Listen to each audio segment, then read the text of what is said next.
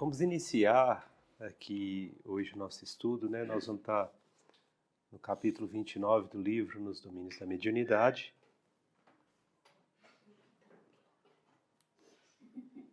Que são a parte, né, de anotações em serviço, né? É um discernimento, né, que o André Luiz nos traz, né, falando, né, de todo o trabalho então desenvolvido até aquele momento, né, sendo orientado pelo orientador, né, pelo mentor espiritual Aulus, né, juntamente ali, né, com o amigo dele, o Hilário. Então, essas anotações em serviço, elas são, né, preciosas para todos nós, né, principalmente como espíritas, como médios, para nos fortalecer dentro, né, do trabalho realmente que é a mediunidade.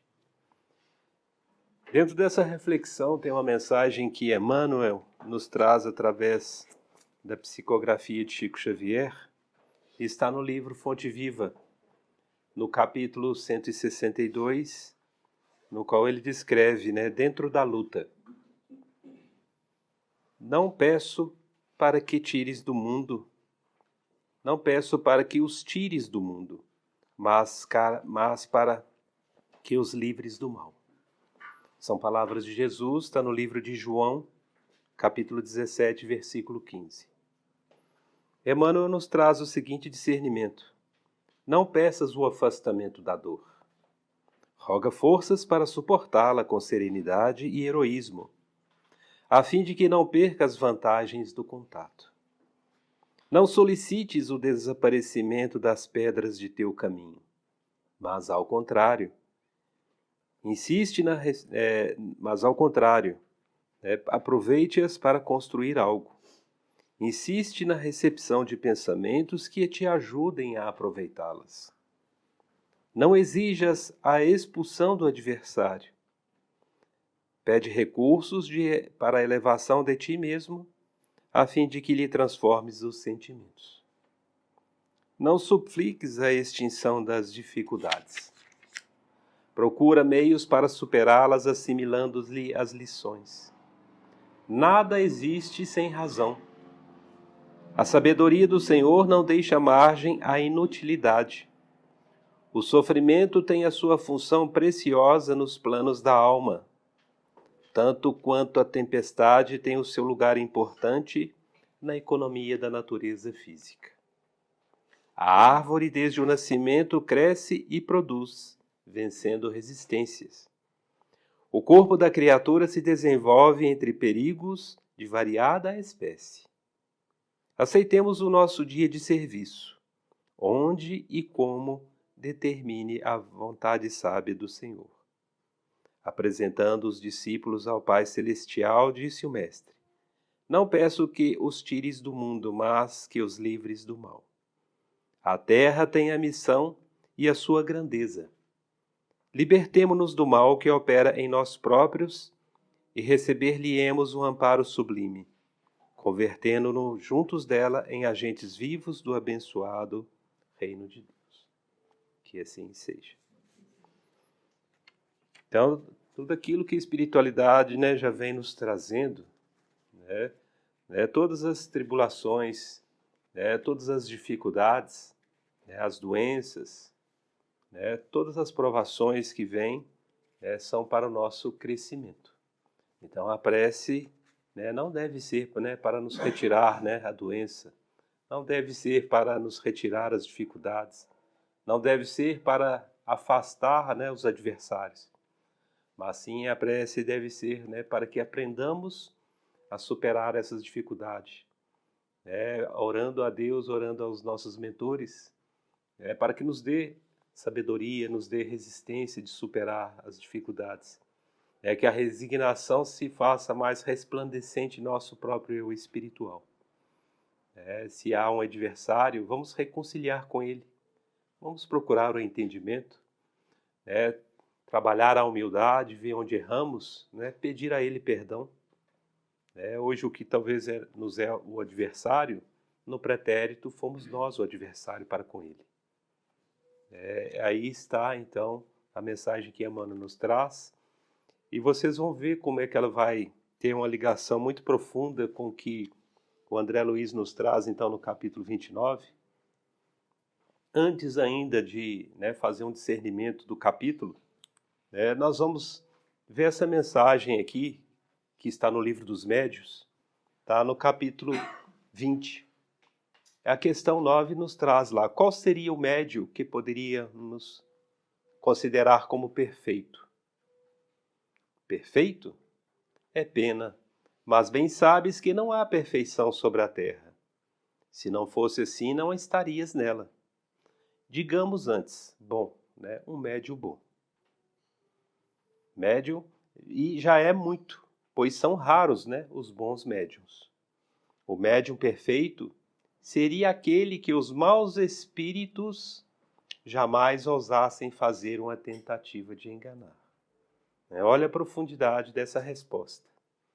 Um médium perfeito seria aquele que os maus espíritos jamais ousariam fazer uma tentativa de enganar. O melhor é o que, simpatizando com os bons espíritos, tem sido enganado menos vezes. Todos nós estamos sujeitos a essa situação. Então, a partir do momento em que trabalharmos mais intensamente a nossa própria elevação moral, nos colocarmos em trabalho assíduo, com muita boa vontade, com discernimento, com estudo profundo, nós vamos então ter a simpatia dos bons espíritos. E aí é que vai estar realmente a condição de sermos enganados com um número menor de vezes. Na questão 10, se ele simpatiza apenas com os bons espíritos, como estes permite que seja enganado? O porquê, ainda ocorre isso? Porque os bons espíritos permitem que os maus espíritos de nós se aproximem para nos enganar. Os espíritos bons permitem que os melhores médiuns sejam às vezes enganados para que exercitem o seu julgamento e aprendam a discernir o verdadeiro do falso. Além disso, por melhor que seja um médium, jamais é tão perfeito que não tenha um lado fraco, pelo qual possa ser atacado. Para que possamos, então, até reconhecer as nossas fraquezas e aprender, como fazemos com os nossos próprios filhos. Há um momento em que nós não podemos mais decidir por eles, nem orientá-los. Eles vão se tornar adultos e têm que aprender a conduzir a sua vida social, a sua vida de uma forma, não como isolada, mas ter o seu próprio livre-arbítrio e poder tomar a decisão correta. Isso deve servir de lição para o médium, então. As comunicações falsas que recebe de quando em quando são advertências para evitar que se julgue infalível e se torne orgulhoso. Porque o médium que recebe as mais notáveis comunicações não pode se vangloriar mais do que o tocador de realejo, o que basta virar a manivela do seu instrumento para obter belas áreas. Pode começar a se achar que os espíritos estão até à própria disposição dele. É o puro orgulho se enaltecendo. Então aqui a gente reinicia agora, então, o capítulo 29 do livro, Nos Domínios da Mediunidade, em que André Luiz e Hilário, acompanhando o mentor Aulus, retorna ao lar de Aulus. Ele comenta então, ocorreu-me auscultar-lhe a opinião com respeito a diversos problemas, sempre vivos ao redor de quantos se dedicam aos estudos de questões mediúnicas na atualidade terrestre. Esse início do livro, quando nós começamos a fazer, não o início do livro, o início desse capítulo, quando começamos a fazer uma reflexão na profundidade que é colocada em cada parágrafo, a gente vai juntando todas as informações anteriores que foi nos concedida. Então a gente começa a entrar em própria sintonia com o que o André Luiz estava querendo externar ali.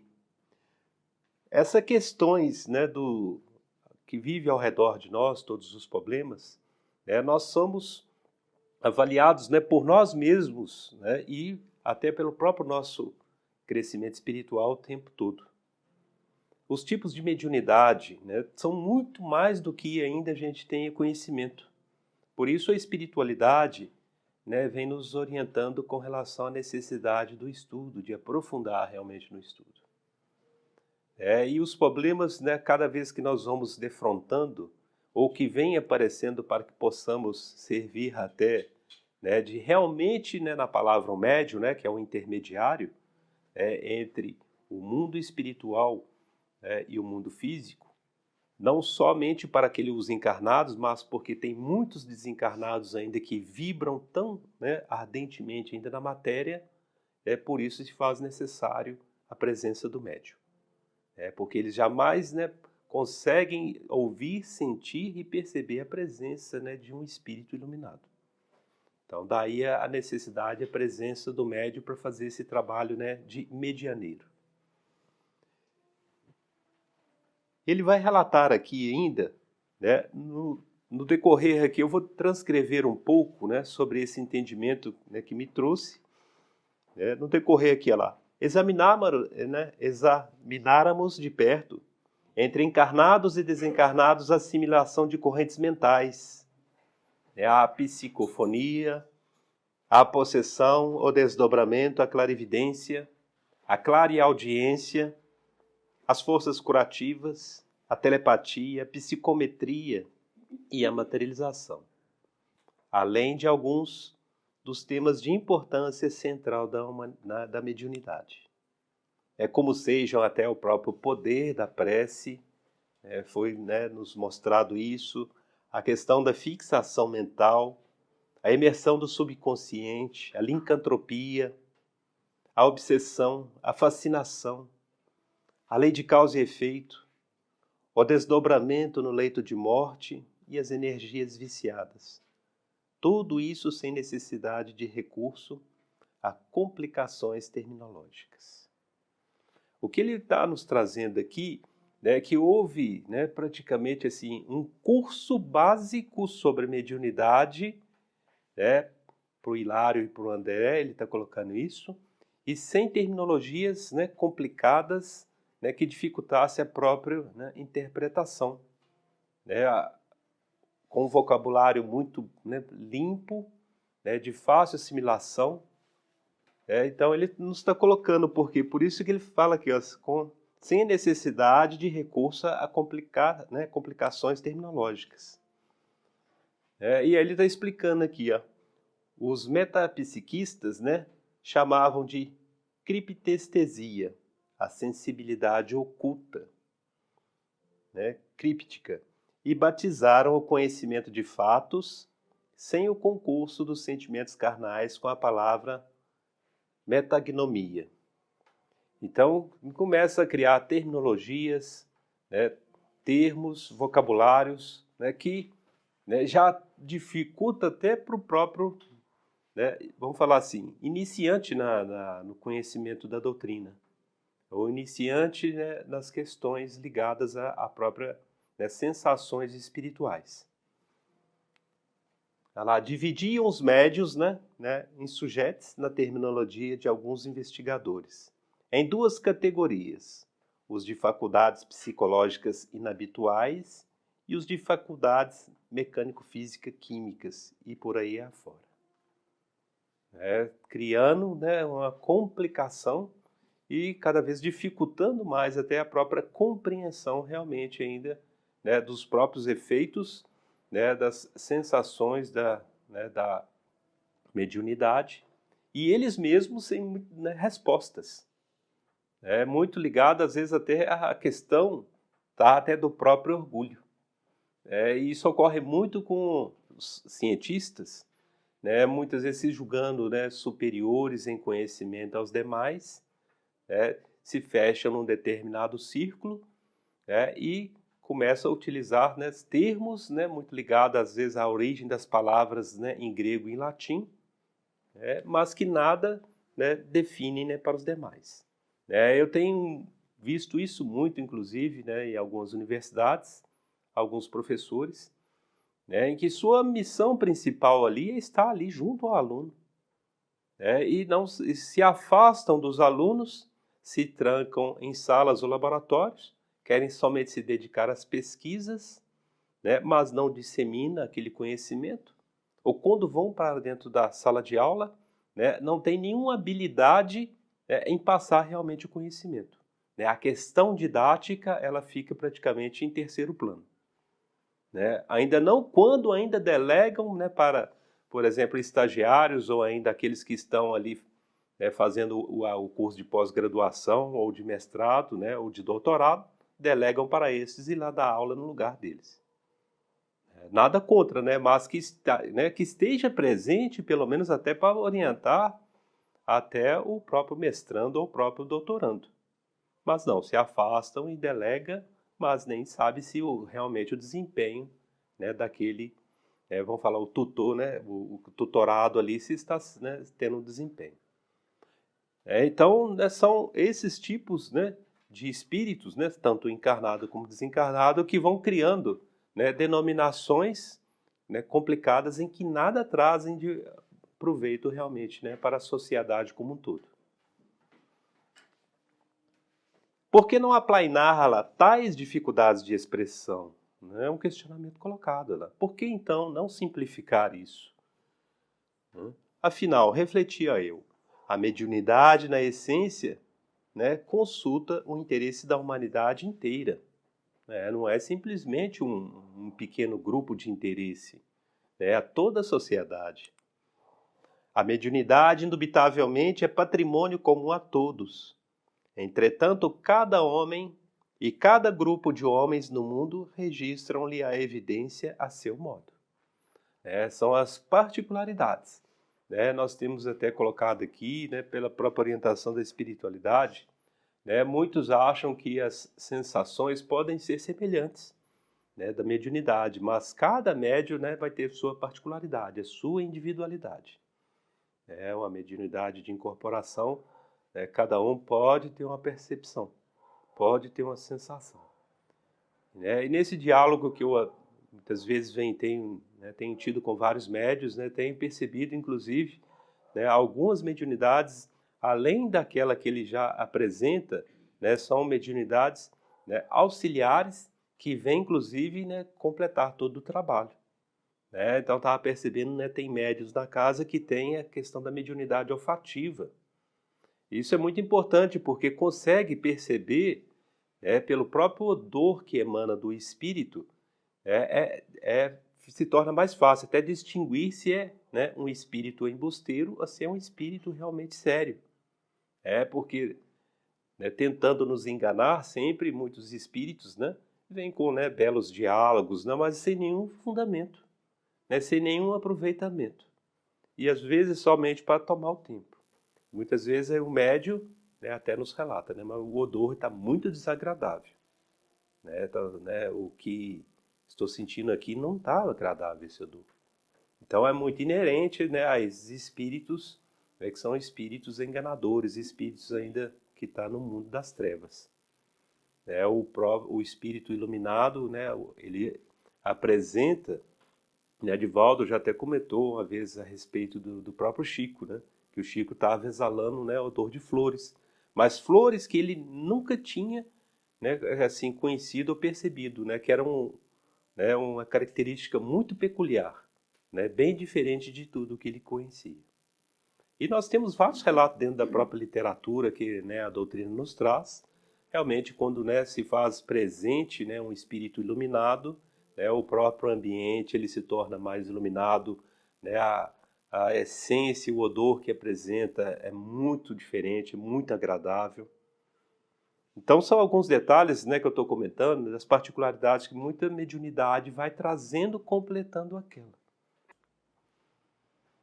Esmerilhando lá os fenômenos mediúnicos e catalogando-os, chegará ao registro das vibrações psíquicas, garantindo a dignidade, né, da religião da Era Nova.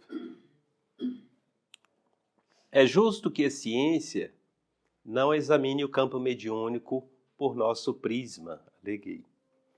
A lógica e a experimentação positiva caminham por estradas muito diferentes daquela que conhecemos no itinerário da intuição.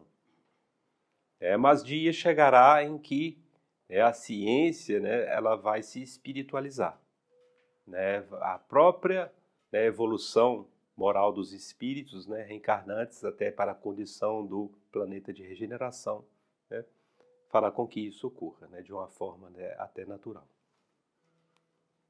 No entanto, nas próprias correntes do espiritualismo, vemos a mediunidade atormentada pelas mais diversas interpretações. Aqui é o ponto. Então, quando essa mensagem que eu coloquei aqui, mais intuído pela espiritualidade no livro Fonte Viva, quando muitas vezes queremos que seja afastados as dificuldades, queremos que seja afastados os adversários, a doença seja exterminada. Vamos ver isso aí, a questão das a mediunidade atormentada pelas diversas interpretações. Então são aquelas casas espíritas que, sendo conduzidas pelos médios, pelos dirigentes, começam a bloquear determinados tipos de manifestações. Há casas espíritas que não aceitam manifestação, por exemplo, de espíritos designados como pretos velhos. Começam a criar regras, então aqui, as mais diversas interpretações. Começam a não aceitar a manifestação de espíritos obsessores. Logo, já pede que se retire, que ali não é conveniente o tratamento. E ainda pior ainda, quando chega, por exemplo, encarnados que estão sob processos obsessivos. E aí eles já fazem as interpretações, já vem e nos coloca a seguinte condição ainda para todos. Não, se ele está passando a condição de um processo obsessivo, é lei de causa e efeito. É justo que ele passa, deixa isso até depurar, ele resolver isso sozinho. Cadê a lei de caridade, a lei de justiça e caridade? Quer dizer, nós estamos fazendo como que julgamentos. Então, é essa colocação que o André nos está colocando aqui, que são as interpretações diversas, que foge realmente da lei de justiça, de amor e caridade. E a essência da doutrina espírita é fundada nisso. Amor, justiça e caridade. Isso ainda, vindo após ainda, a boa nova do Cristo. Que é amar a Deus sobre todas as coisas e amar ao próximo como a si mesmo. Esta é a base, a essência da doutrina. E nós estamos fugindo da essência da doutrina. Lembro-me daqueles irmãos que acoimam os médios de insanos e loucos, aconselhando a segregação dos estudantes da verdade em templos de iniciação, a deliberada distância dos sofredores e dos ignorantes, que contamos no mundo por legiões inumeráveis. Dando prescrições para se afastar dos problemas, entrar talvez em enclausuramento, em preces, retornando o quê? Como se fosse na idade medieval, a criação dos mosteiros, se afastar da sociedade e viver em plenitude de oração o tempo todo. Francisco de Assis, ele vem e quebra tudo isso. Ele mostra exatamente que tinha que estar junto aos sofredores. A missão do verdadeiro, vamos falar assim, filho de Deus, o verdadeiro cristão. A missão do verdadeiro cristão é acolher aqueles necessitados de luz. As boas palavras, o encorajamento. Mostrar que as dificuldades estão inerentes a todos. Mas que a felicidade ela está presente também em todos os lugares. Que cabe a nós cultivar e fazer com que essa felicidade aflore. A felicidade, muitos enganam que ela estará somente dentro de uma casa suntuosa, luxuosa, onde não há carência financeira, onde há uma plenitude de recursos financeiros, abastados de alimentos. Julgam que aí está a felicidade. E nós sabemos que não. Quantas casas aí nessas condições, mas a família, né, completamente infeliz. O diálogo muitas vezes inexistente entre o esposo e a esposa. E os filhos praticamente abandonados ali, cada qual em seu quarto, né, sem nenhum diálogo. Família completamente, né, desestruturada. Às vezes o diálogo é simplesmente com os servidores da casa, né, que são as ordens, né, faz isso, faz aquilo. Né, e ainda você percebe que a palavra ainda nem muito obrigado nem existe. Mas são completamente infelizes. Então prova para nós que, né, a felicidade ela vai estar onde? No ser que cultiva, né, o espírito que cultiva a sua essência primária, que é com a nossa essência primária o quê? É luz, é Deus, é a nossa origem. Nós não podemos deixar que, né, as frivolidades do mundo material, né, as necessidades, né, dessa sociedade, né, nos roubem essa preciosa essência, que é a essência de luz, a essência espiritual. Devemos colocar como, né, nossa própria, como disciplina que deveremos ter, dedicar pelo menos, né, uma parte do nosso dia para a nossa reflexão espiritual, a nossa conduta. Que ela pelo menos seja dividida em 2 etapas, né, antes de iniciar a jornada, né, daquele dia, né, de trabalho, de tarefas, de atividades, e também ao fim da jornada. A gente se estrutura espiritualmente para, né, conduzir bem aquele dia e ao final daquela jornada, né, faz uma reflexão entre os pontos, né, positivos, né, praticamente na essência espiritual, e os pontos onde falhamos, que a gente poderia ter melhorado, onde realmente erramos.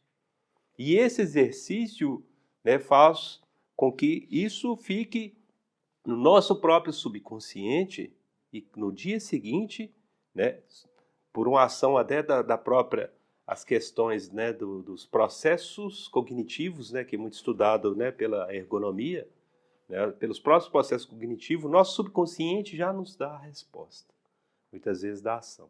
Então já não vamos, né, tá cometendo às vezes aquele mesmo erro, né, porque essa, né, autorreflexão mostrou, né, ao nosso, né, espírito, né, que onde estava errado. Então a nossa própria, né, consciência grava e no momento de ação nós passamos a ponderar. Não damos, né, muitas vezes aquela, né, resposta de ímpeto, né, acalorada, aflorada, né, a uma reflexão, um recolhimento, né, um pensar antes de uma resposta. Nós vamos pegar os exemplos, né, dos grandes espíritos, vamos observar que eles, né, pouco falam, muito ouvem.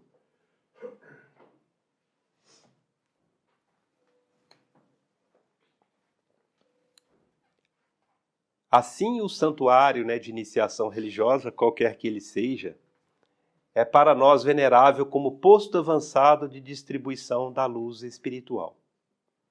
Entretanto, os que fogem dentro dele, há a lei da cooperação.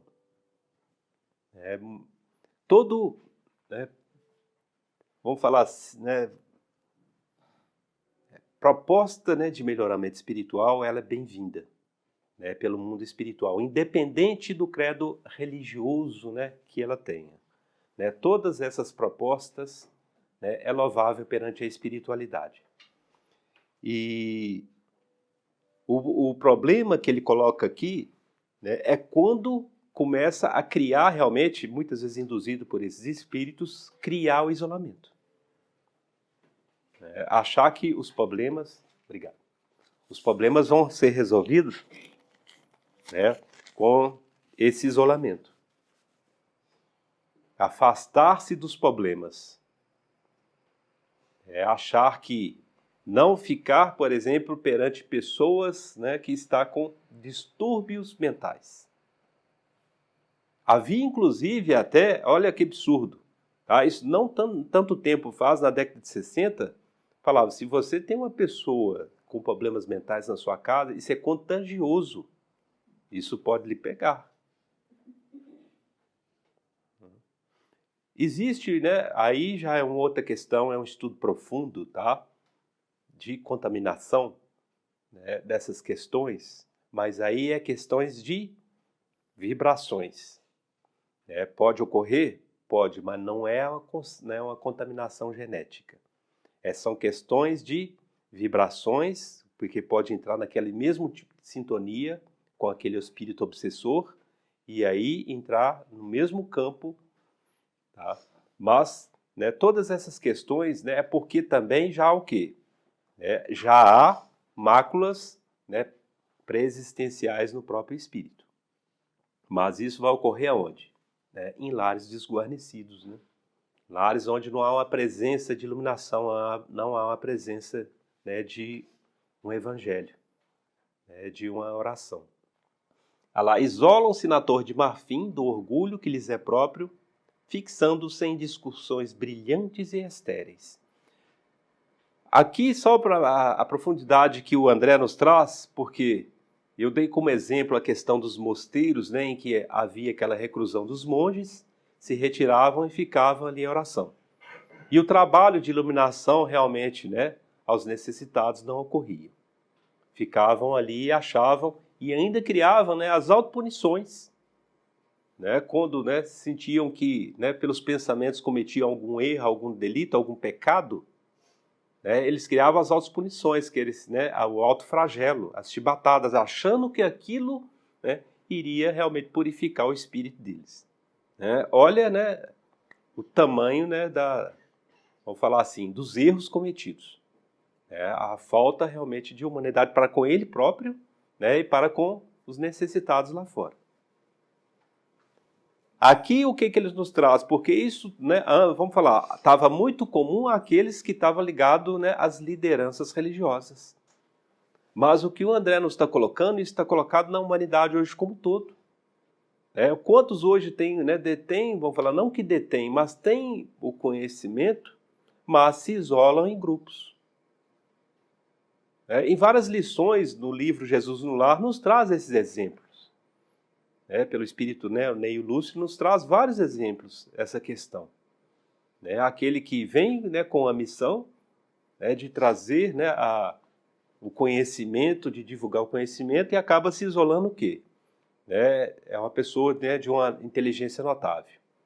E aí começa a considerar todos os demais sem nenhuma condições até de diálogo para com ele próprio. Aí ele se fecha num círculo de, vamos falar assim, filósofos ou cientistas que estejam dentro do nível de conhecimento dele e realmente não faz o trabalho.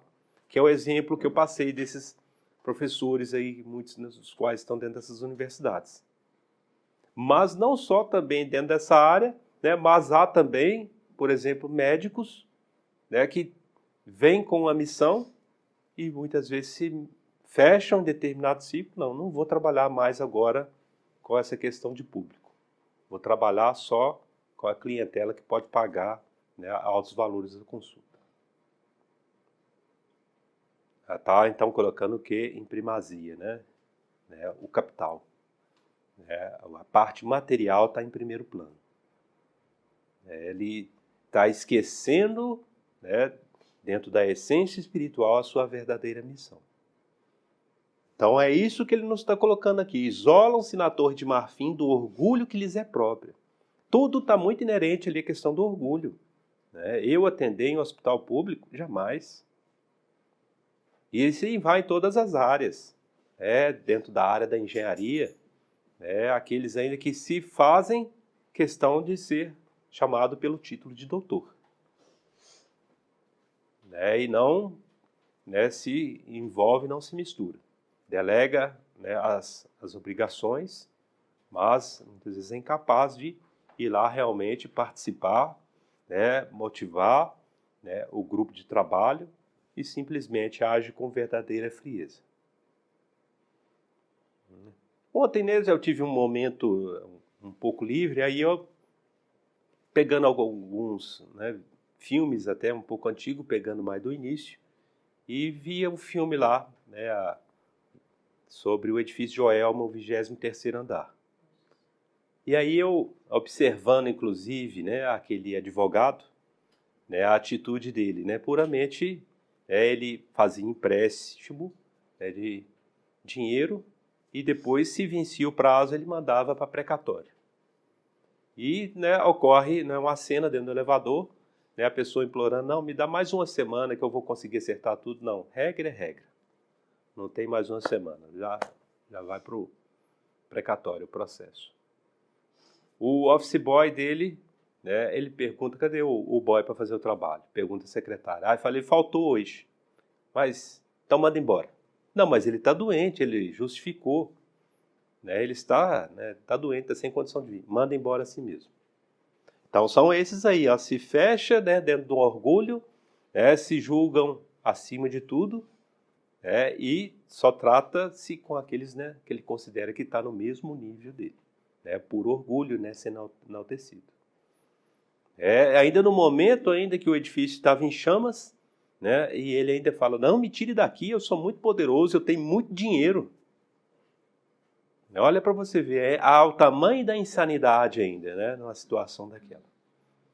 Então, o que relata-nos André é essa questão aqui. Tá?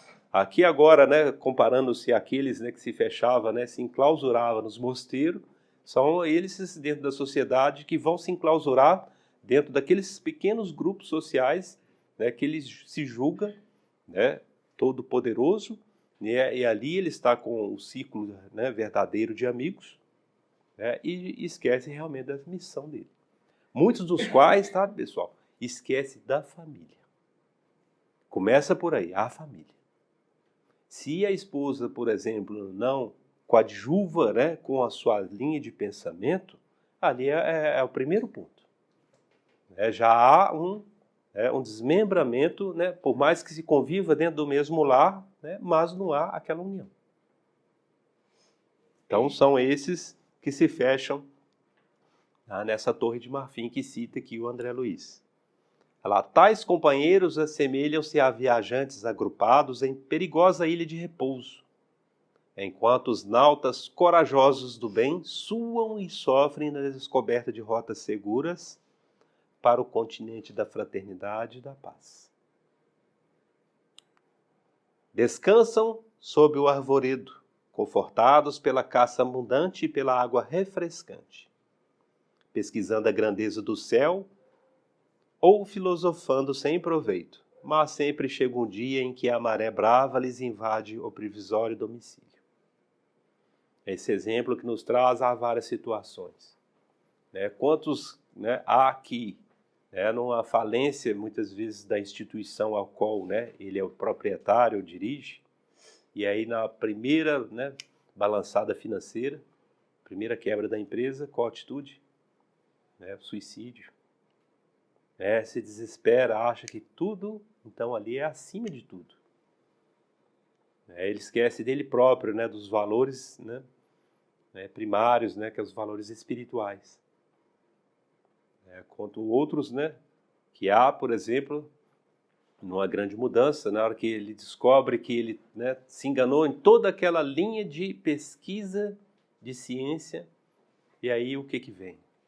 Uma depressão profunda, se julga um infortunado da vida. Jamais vamos falar, a atitude dele ainda é muito de orgulho, porque falta-lhe a humildade para perceber que ele não era o dono da verdade, e ele não quer admitir isso. A depressão é exatamente isso, o orgulho está muito enaltecido. E ele assim, mas eu sou um professor, pós-doutorado, como eu fui cometer esse erro? Ele não quer admitir. E quando vem, por exemplo, existe dentro desses meios científicos, aqueles que fazem as próprias avaliações e muitas vezes derrubam uma determinada teoria e provam que aquela teoria estava errada, ou aquela pesquisa científica estava errada e não é aquilo. O resultado é outro, a pesquisa é outra. E quando ocorre com esses, então, ele entra no processo depressivo. É rebeldia.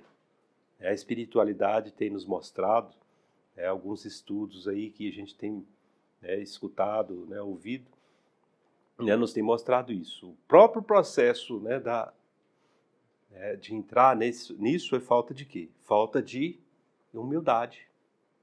Aceitar que não é o dono, né, da essência, não é o dono de toda a verdade. Nós somos todos aprendizes aqui nesse globo. Muitos estudiosos da nossa esfera de realização no mundo asseveram que será lícito cultivar somente o convívio com os gênios superiores da espiritualidade. E aí vem dentro da própria casa espírita. Essa questão também. Julgam que será lícito, somente muitos estudiosos da nossa esfera de realização no mundo asseveram que será lícito cultivar tão somente o convívio com gênios superiores da espiritualidade. Então começam a colocar dentro da casa espírita que nós temos que ter contato somente com espíritos iluminados, espíritos de luz.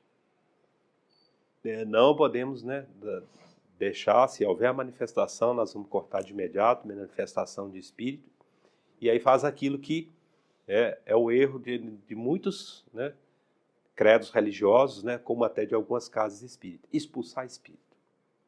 Nós vamos expulsar os espíritos que estão te atormentando.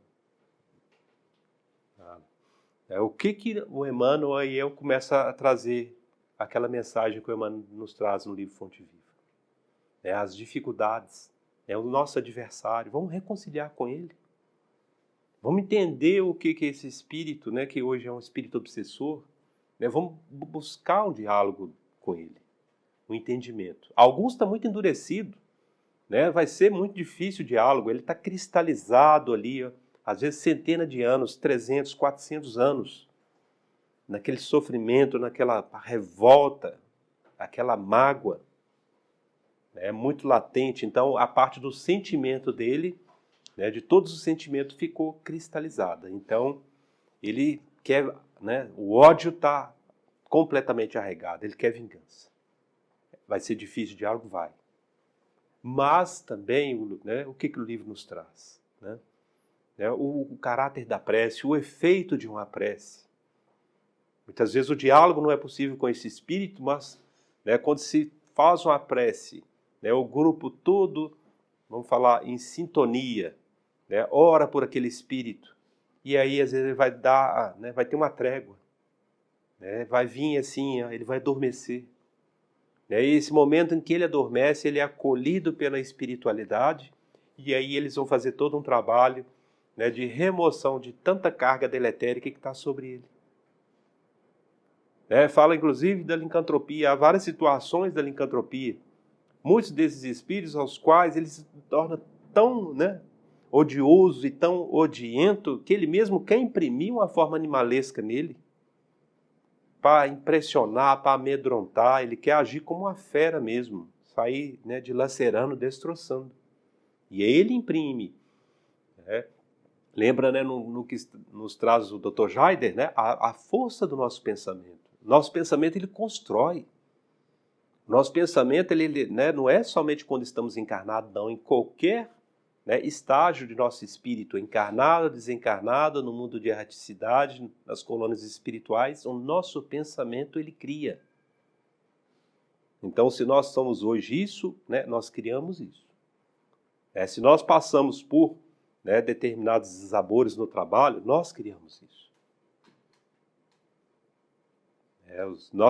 Se nós estamos sendo bem-sucedidos hoje, muitas vezes nós não criamos isso, não. Aí é caridade divina.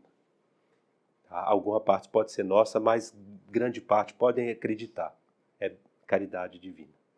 Porque sabe que se aquilo que viesse realmente que a gente teria que passar, a gente não suportaria. E aí nós vamos pagando as prestações, os nossos débitos.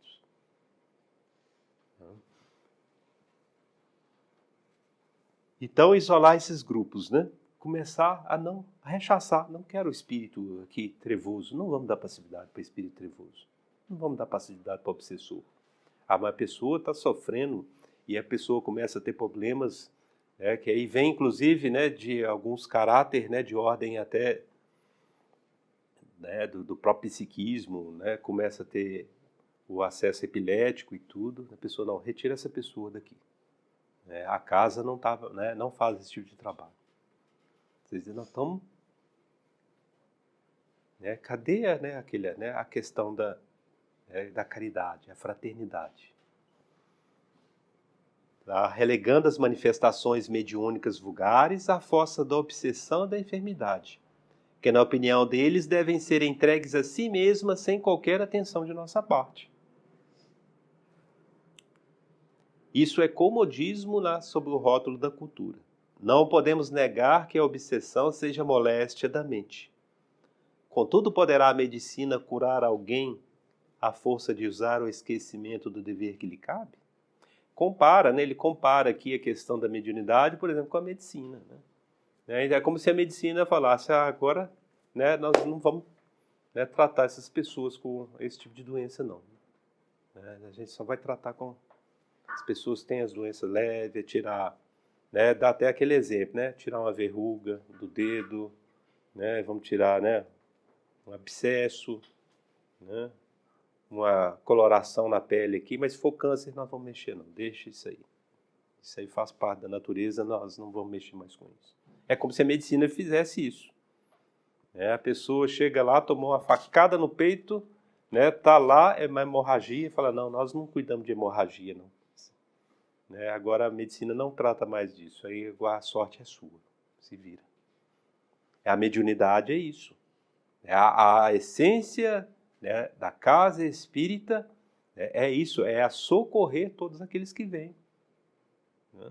Evitar, impedir a manifestação de espíritos pretos velhos. Gente, jamais, são nossos irmãos. Muitas vezes, nós sabemos disso, eles se fazem, se manifestam dessa forma em agradecimento, àquela encarnação, o qual ali realmente eles aprenderam a cultivar realmente a humildade. Nós sabemos disso, nós já temos esse conhecimento. O que nós vamos dialogar com eles, a Iracema, ela já fez muito isso, é explicar para eles que aqui é diferente, que aqui existe uma disciplina um pouco diferente de onde muitas vezes eles se manifestaram. Que aqui não há charuto, não há cachaçinha, porque não há necessidade disso. E quantos aceitaram, entenderam, compreenderam, e estão trabalhando com a gente já há quantos anos? Tem muitos desses aqui que já têm 20 anos, 30 anos, que estão junto à casa, sempre vindo, se manifestando. Muitas vezes até agradecendo o novo aprendizado que obtiveram. A própria evolução, o convívio com outros espíritos, então caminharam todos juntos. Um desses espíritos, ele explicou, falou, eu me manifesto ainda como preto velho porque eu sou muito grato a essa encarnação na qual fui escravo. Ele falou, mas predecedente a ela, eu fui um professor renomado na cidade de Recife. Antes de ter nasci, fui um professor muito renovado em Recife, cometi meus deslizes, e aí depois eu retornei, e retornei como um escravo. E aí realmente eu aprendi.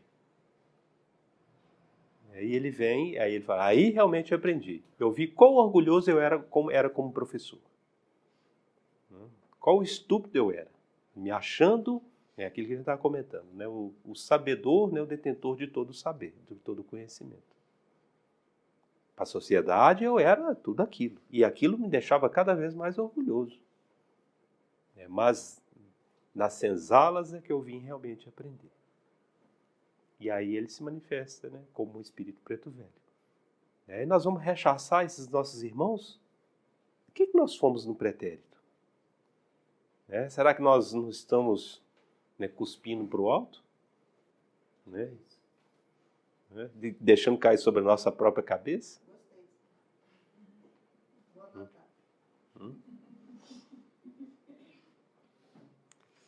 Os gênios realmente superiores da espiritualidade jamais abandonam os sofredores e os pequeninos. À maneira do sol que clareia o palácio e a furna, como o mesmo silencioso devotamento auxiliam a todos em nome da providência. Gente, peguemos o exemplo do próprio Jesus, A todos, os publicanos, que eram ditos, os homens de má vida, ele dialogava com todos, os fariseus. O exemplo do diálogo dele é um diálogo muito profundo, ele e o Nicodemos. E ali ele externa, toda a questão da reencarnação com Nicodemos. O Haroldo, inclusive, ele traz uma palestra, falando sobre esse diálogo. É um diálogo que foi muito longo, extenso, de Nicodemos com Jesus. E em que há toda a retratação ali das reencarnações. Naquele momento em que ele fala, o homem terá que renascer, nascer de novo.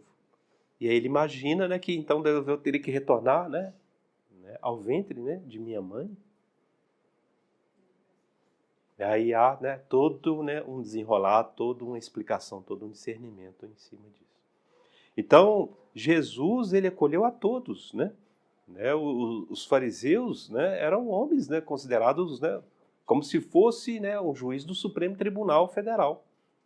Eles eram os detentores das leis, que naquela época ainda alguns países adotam isso, que é o regime de teocracia, em que as leis se emanam com relação à parte da religião, adotada pelo país, pela nação. E bem como também os leprosos, os cegos, aqueles miseráveis de tudo, com toda carência material, carência espiritual, os loucos, a todos ele atendeu. Ele jamais relegou o trabalho. E a todos com a mesma serenidade, com o mesmo amor, mas mostrando a todos que a melhor cura espiritual dependia deles. Por isso que inclusive fala, vá, a tua fé te curou, mas não peques novamente, porque senão poderia voltar.